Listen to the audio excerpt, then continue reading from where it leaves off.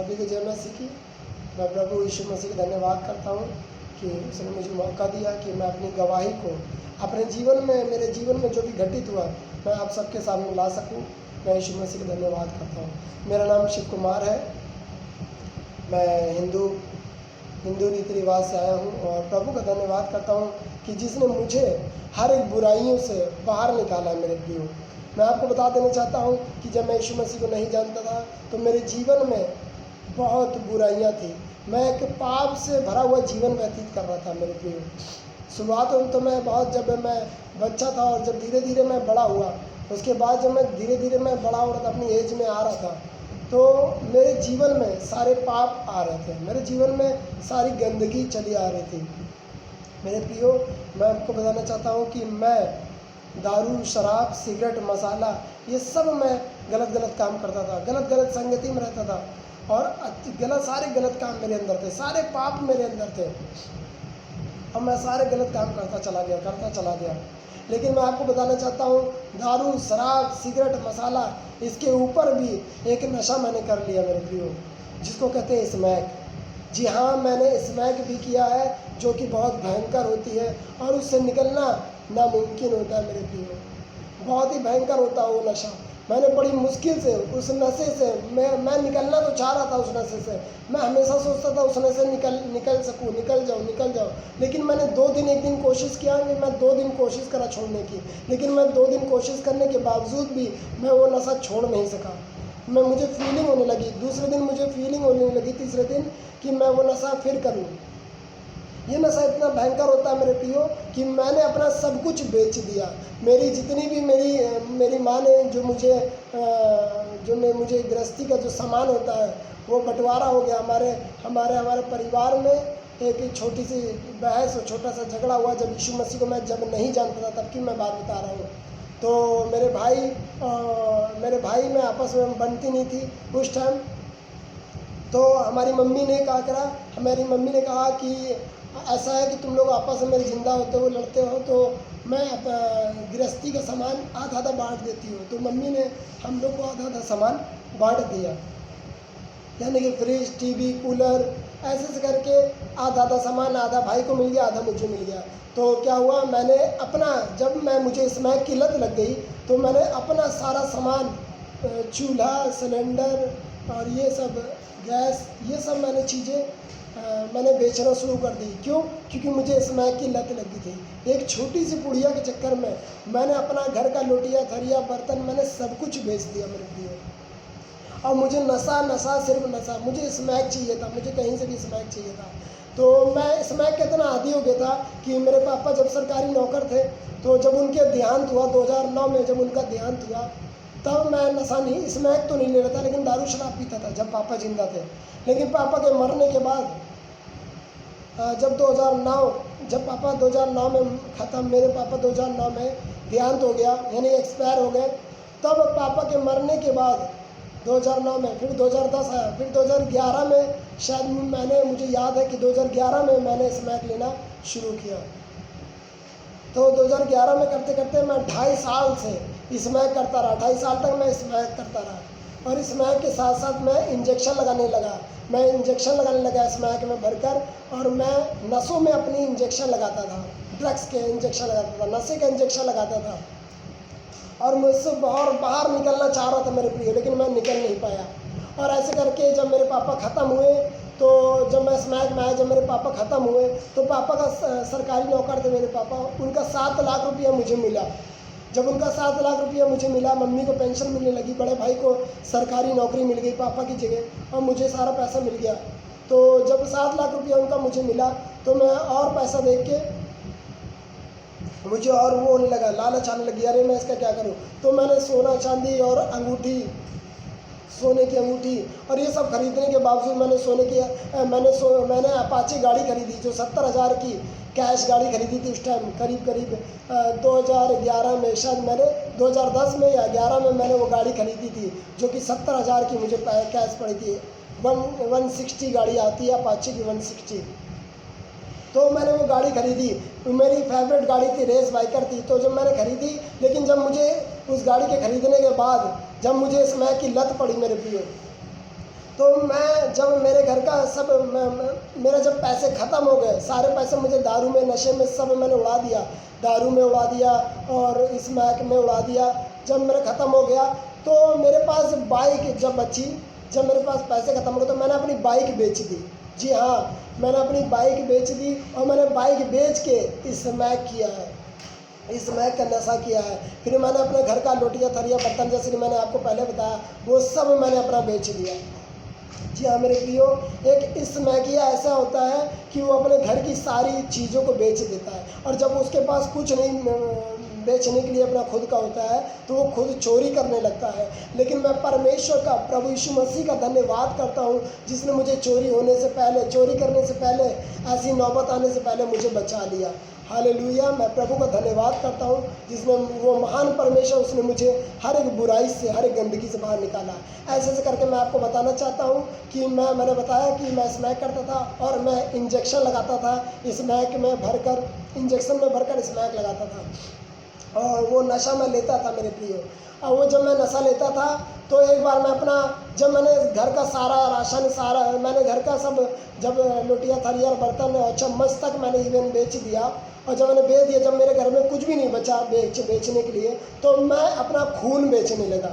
हाँ, मैं अपना खून बेचने लगा। मैं हॉस्पिटल में एक दिन जा रहा था, जिस हॉस्पिटल में मेरे पापा थे और पापा एक्सपायर हो चुके थे, पापा की जगह बड़े भाई को नौकरी मिली थी, उसी अस्पताल में ब्लड, जो ब्लड रूम होता है जहाँ पे ब्लड दिया जाता है या ब्लड लिया जाता है या ब्लड चढ़ाया जाता है, वहाँ से लिया जाता है, वो ब्लड बैंक में जब मैं नशा बेचने गया, जब मैं अपना खून बेचने गया, क्योंकि ऐसी नौबत आ गई थी कि मेरे पास कुछ नहीं बचा था। मम्मी भी ख़त्म हो चुकी थी, पापा 2009 में ख़त्म हो गए, मम्मी 2013 में ख़त्म हो गई, और जब मेरे पास कुछ नहीं बचा, जब मेरे पास पैसे भी नहीं बचे नशे के लिए, क्योंकि मैं नौकरी भी नहीं करता था, मुझे बस स्मैक चाहिए, किसी में मेरा मन नहीं लगता था।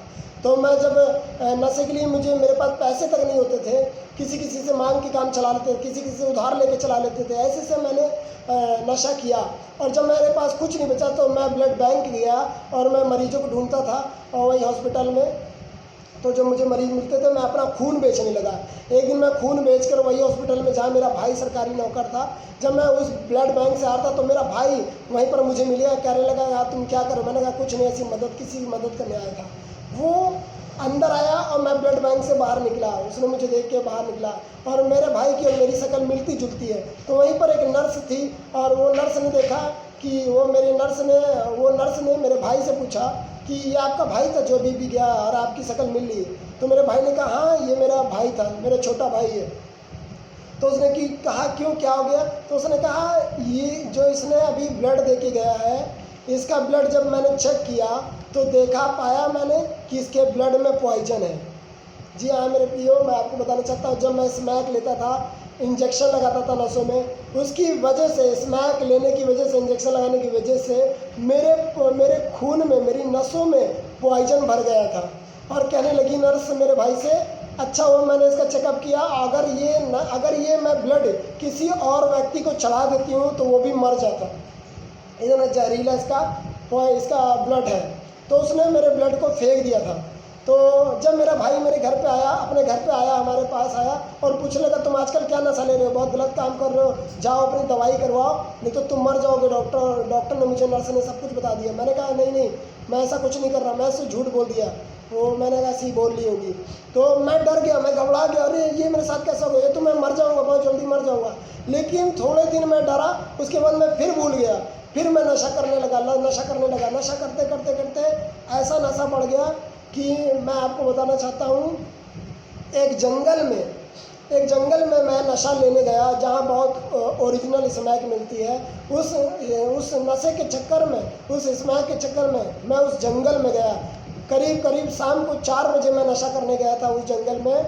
और जब मेरे पास 500 की नोट थी, मैंने दोस्त को बुलाया और उस जंगल में मैं गया। करीब 60-70 किलोमीटर मेरे घर से वो जंगल, वो जहाँ वो बिकता है जंगल में, वो घर जो जिस घर में वहाँ बिकता है जंगल में नशा, वहाँ पर मैं गया।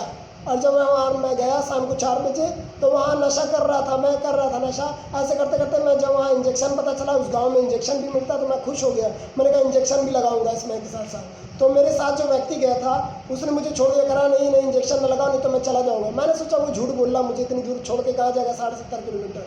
लेकिन वो बंदा मुझे छोड़कर चला गया। और जब वो चला गया तो ऐसे करते करते शाम को 4 बजे जब नशा करने गया था, 5 बज गए, 6 बज गए, 7 बज गए, ऐसे करते करते शाम हो गई। जो नशा बेच रहा था वो नशा बेचने वाला चला गया, और मेरे साथ जो नए नए लोग जो वहाँ पर जब नशा करने कोई जाता है तो वो नए नए लोगों से दोस्ती हो जाती है मेरे प्रियो। तो वहाँ पर एक नए व्यक्ति से दोस्ती हो गई, और मेरा मोबाइल मैंने दूसरे व्यक्ति को दिया, जिससे मैं वही नए व्यक्ति से जो नशा कर रहा था उससे दोस्ती हो गई, वही गांव का कोई व्यक्ति था।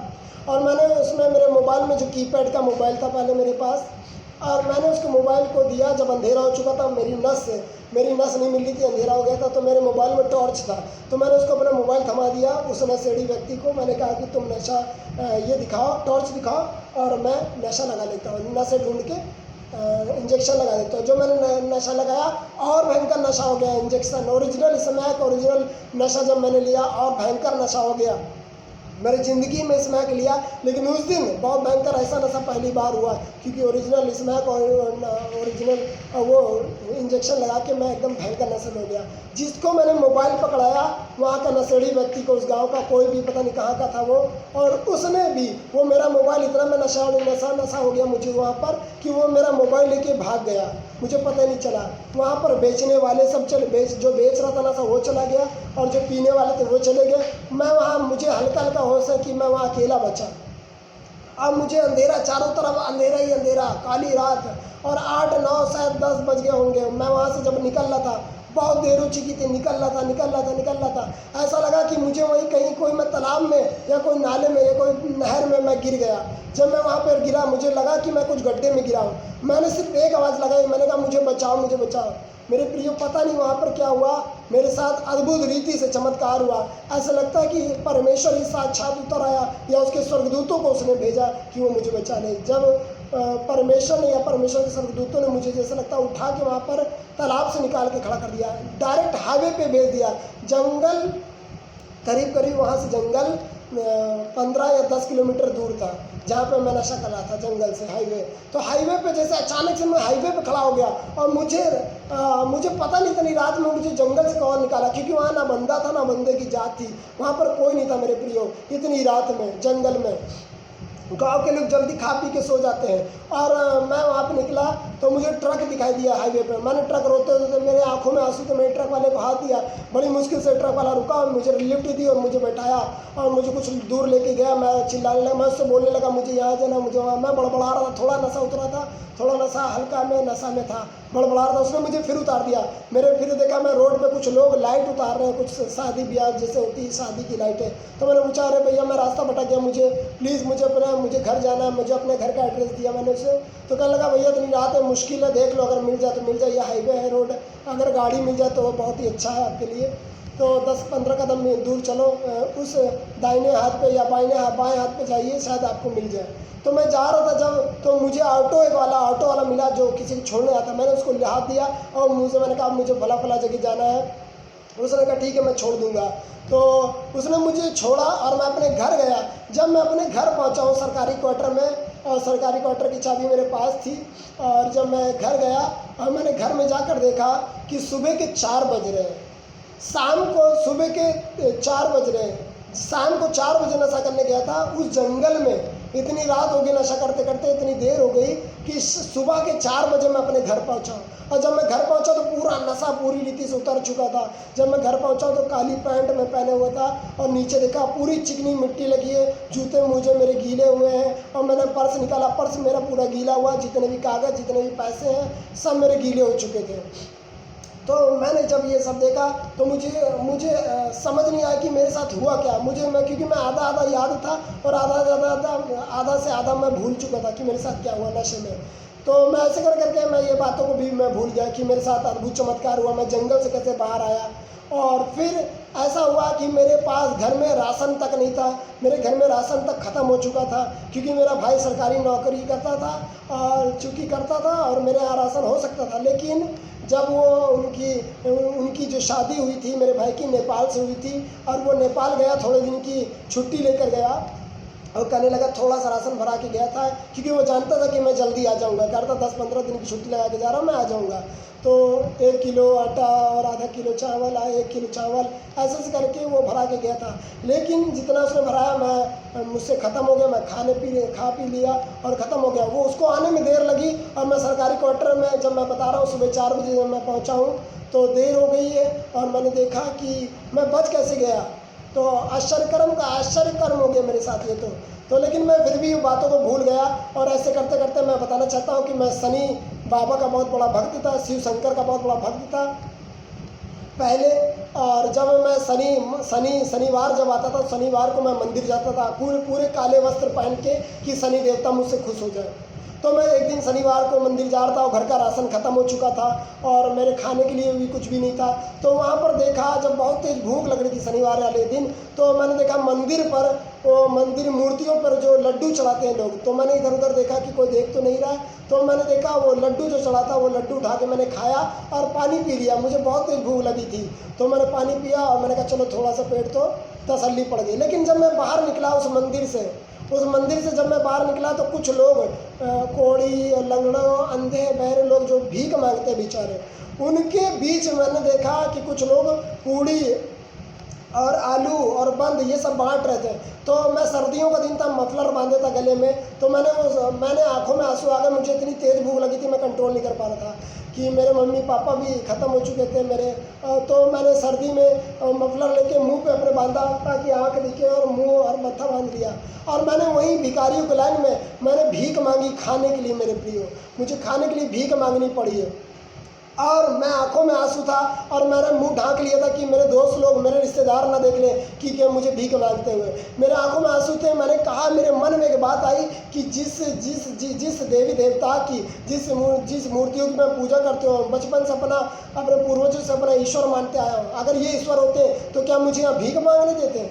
मुझे ये बात घर कर गई, मुझे ये बात दिल में उतर गई, और मैं सोचने लगा ऐसी बात क्यों हो रही मेरे साथ, क्यों मुझे भीख मांगना पड़ रहा, और क्यों मैं गलत काम कर रहा हूँ, ये सब मैं पाप कर रहा हूँ। मैं सोच ही रहा था।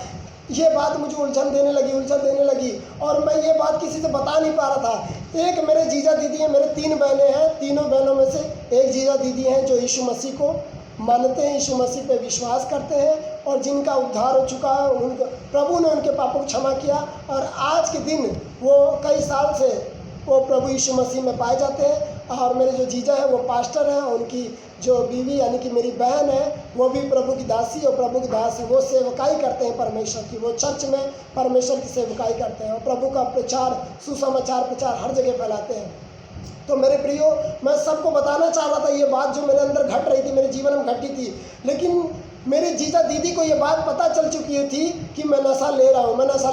मेरे जीजा दीदी रो रो के दिन रात मेरे लिए पूरा चर्च प्रार्थना कर रहा था मेरे पीठ पीछे, मुझे पता भी नहीं था इस बात का। और एक दिन मैंने अपने जीजा दीदी को फ़ोन करके बता दिया कि जीजा मेरे साथ ऐसी बातें हो रही हैं। जीजा दीदी मेरे घर पे आए और रोने लगे, कहने लगे बेटा तुझे यीशु मसीह ने बचाया है, क्योंकि यीशु मसीह आज भी जीवित है। हमें पता चला था कि तू नशा ले रहा है, हम रोज़ लोग तेरे लिए नशा प्रार्थना कर रहे थे कि प्रभु तुझे बचा ले, और प्रभु ने उस जंगल से आपको बचाया मेरे बेटे। मेरी बहन कहने लगी, मेरे जीजा कहने लगे जो प्रभु की दास है, उसने कहने लगा यीशु मसीह ने तुझे बचाया है। जंगल में जब तू पड़ा था हम लोग दुआ करते थे दिन रात कि प्रभु से कुछ होने देना, नशे से छुड़ा लेना, होने मत देना कुछ। और मैं आपको बताना चाहता हूँ, स्वर्गदूत परमेश्वर के उस जंगल में मुझे बाहर निकाला, नहीं तो आज मैं जिंदा ना रहता, नहीं तो मैं आज आपके सामने ना आता। क्योंकि मैं जिस तालाब में मैं गिरा था, जिस नहर में मैं गिरा था, मुझे नहीं मालूम कौन सा गड्ढा था। लेकिन जब मैं 4 बजे घर में पहुंचा, मैं बता रहा हूँ मेरे जूते मोजे सब गीले हो चुके थे, यानी कि मैं नशे की हालत में कहीं गिर गया था नदी नाली में। और नशे में जब आदमी गिरता है और मुझे तैरना भी नहीं आता, जब मैं नदी नाले में गिरा था तो मुझे वहीं मर जाना चाहिए था डूब के। लेकिन मैं प्रियो, मैं बताना चाहता हूँ यीशु मसीह की सामर्थ्य द्वारा परमेश्वर के स्वर्गदूतों ने मुझे बाहर निकाला, उनकी दुआओं ने जिया दीदी की मुझे बचा लिया, परमेश्वर की सामर्थ्य ने मुझे बचा लिया। मैं बताना चाहता हूँ यीशु मसीह ने मुझे बचा लिया। आज मैं आपके सामने जीवता पाया जाता हूँ और मैं प्रभु का धन्यवाद देता हूँ कि जिसने मुझे इस मैक की लत से छुड़ाया। जिस दिन जीजा दीदी ने ये बातें बताई कि यीशु मसीह जिंदा परमेश्वर है और वो सारे गुनाहों को, सारे पापों को क्षमा करता है, यदि तुम विश्वास करोगे परमेश्वर तुम्हें क्षमा करेगा, ऐसा बोला उन्होंने और सर पर हाथ रख के मेरे लिए दुआ करी मेरे जीजा दीदी ने। मेरे प्रियो, मेरे आंखों से आंसू बलबल बलबल बच्चों की तरह बहने लगे, दहाड़े मार मार के मैं रोने लगा। और मैं ऐसा लग रहा था जब वो मेरे लिए दुआ कर रहे थे, प्रार्थना कर रहे थे, मेरे लग रहा था कि ये सारे पाप बचपन से लेके जितने भी मैंने किए हैं गंदे गंदे, सब मेरे सामने आ रहे थे कि मैं पापी हूँ, मैं पापी हूँ। मैंने अपने मुंह से अंगीकार किया, प्रभु मुझे पापी हूँ, मुझे क्षमा कर दे पिता। जैसे उसी दिन प्रभु की आत्मा ने मुझे छुआ, परमेश्वर ने मुझे छुआ और मुझे आज़ाद कर दिया। मेरे प्रियो, वचन कहता है कि तुम सत्य को जानोगे। बाइबल में लिखा है, यीशु मसीह ने कहा तुम सत्य को जानोगे, सत्य तुम्हें स्वतंत्र कर देगा। और सत्य कौन है? यीशु मसीह। क्योंकि एक जगह यीशु मसीह ने यह भी कहा, सत्य, मार्ग और जीवन मैं हूँ, बिना मेरे कोई पिता के पास, यीशु मसीह कहता, बिना मेरे कोई स्वर्ग में नहीं पहुँच सकता पिता के पास। इसीलिए जब उन्होंने प्रार्थना करी और लिखा तुम सत्य को जानोगे, सत्य तुम्हें स्वतंत्र कर देगा। तो इसलिए हम कोई भी चीज़ में बंधुआई में हो, चाहे नशे की बंधुआई में हो, चाहे लड़ाई झगड़े की बंधुआई में हो, चाहे दारू की सिगरेट की बंधुआई में हो, एक बंधन है लोगों के जीवन में, एक बीमारी का बंधन है, एक नशे का बंधन है। लोग निकलना तो चाह रहे नशे से, लेकिन निकल नहीं पा रहे। लोग अपनी बीवी से, लोग अपने रिश्तेदारों से कहते हैं भैया हम निकलना चाहते हैं नशे से, नशा छोड़ना चाहते हैं, लेकिन छोड़ नहीं पाते। मैं भी यही कर रहा था, मैं छोड़ना चाह रहा था नशा, लेकिन मैं नहीं छोड़ पाता। एक बंधुआई में था, एक बंधुआ के जीवन में जी रहा था नशे में। लेकिन जब यीशु को जाना, जब मेरे लिए दुआ हुई यीशु मसीह के नाम में, सत्य के नाम से, तो लिखा है सत्य को जब तुम जानोगे, सत्य तुम्हें स्वतंत्र कर देगा।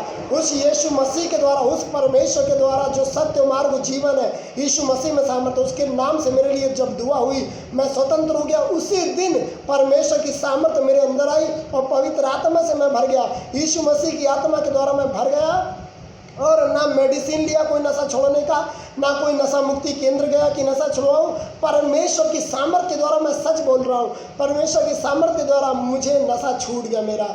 और मैं देख सकता हूँ कि आज तक मैंने देखा मेरे साथ जितने भी कुछ लोग नशा कर रहे थे स्मैक का, आज वो स्मैकिया मेरे साथ नहीं ना, मर चुके हैं। मैंने पता किया कुछ स्मैक मर चुके हैं स्मैक लेते हुए। लेकिन 2013 में अक्टूबर के दिन में परमेश्वर ने मुझे बचा लिया। मेरे प्रियो, परमेश्वर ने मुझे बचा लिया। 2013 से आज 2020 हो गया है। ना सिगरेट, ना मसाला, ना स्मैक, ना दारू, एक भी नशा मेरे जीवन में नहीं है। मेरे यीशु मसीह का धन्यवाद देता हूँ, उसकी सामर्थ्य द्वारा सब कुछ हुआ। मेरे प्रियो, आज मैं प्रार्थना करता हूँ कि जितने भी लोग, आप लोग मुझे देख रहे हैं और आप लोगों में से कोई नशा करता है, यदि आप में से भाई बहन को नशा करता है, मैं प्रार्थना करूँगा कि प्रभु आपके नशे से आपको मुक्त कर दे। आइए हम प्रार्थना करते हैं। हे महान परमेश्वर पिता, हम प्रार्थना करते हैं प्रभु जी, जो ये गवाही आपने प्रभु जी मेरे जीवन में जोड़ी है पिता, अद्भुत रीति से आपकी सामर्थ्य द्वारा मैं छुड़ाया गया हूँ प्रभु। मैं आपसे विनती करता हूँ, जितने भी मुझे देख रहे हैं परमेश्वर पिता, जितने भी नशेड़ी भाई लोग हैं, जितने भी नशेड़ी बहनें हैं परमेश्वर पिता, ओ प्रभु, क्या भाई क्या बहन, क्योंकि बहुत से लोग बहनें भी हैं जो नशा करती है पिता। बहुत से लोग इस नशे से बाहर आना चाहते हैं लेकिन आ नहीं पा रहे। प्रभु यीशु मसीह, मेरी प्रार्थना है आपकी सामर्थ्य उन्हें छू ले, हर एक नशे से मुक्त हो जाए इसी वक्त यीशु मसीह के नाम में। प्रभु, आपका वचन उन तक पहुंचने पाए और आपकी सामर्थ्य द्वारा, जैसे आपने मुझे नशे से मुक्ति दिलाई, ये भाई बहन नशे से मुक्ति को प्राप्त करने पाए यीशु मसीह के नाम में। इसी वक्त सारे बंधन टूट जाए यीशु मसीह के नाम में, टूट जाए इनके जीवन से और प्रभु ये आज़ाद हो जाए, ताकि प्रभु जो शादीशुदा है, जो नशा ले रहे हैं, उनका घर संसार अच्छे से चलने पाए, उनकी बीवी, उनके बच्चे खुश हो जाए प्रभु जी। ओ प्रभु, उनके पिताजी नशा छोड़ने पाए, उनकी माँ जो नशा करती है वो छोड़ने पाए, उनकी पत्नी जो नशा करती है छोड़ने पाए। हर एक प्रकार का नशा, हर एक प्रकार की बुराइयां उनसे दूर हो जाए यीशु मसीह नासरी के नाम में। ओ प्रभु, मैं प्रार्थना करता हूँ, इन सब पर दया कर दीजिए। हम प्रार्थना करते हैं पिता, हमारे देश से, हमारे इंडिया से हर एक प्रकार का नशा बंद हो जाए, हर एक प्रकार का नशा बिकना और बनना बंद हो जाए यीशु मसीह के नाम में। हम धन्यवाद करते कि आपने हमारी सुन ली पिता, यीशु मसीह के नाम में, आमीन। सबको जय मसीह की। प्रभु यीशु मसीह के नाम में आप सबको आशीषित करता हूँ। आशीषित हो जाए आप। जय मसीह की। आमीन।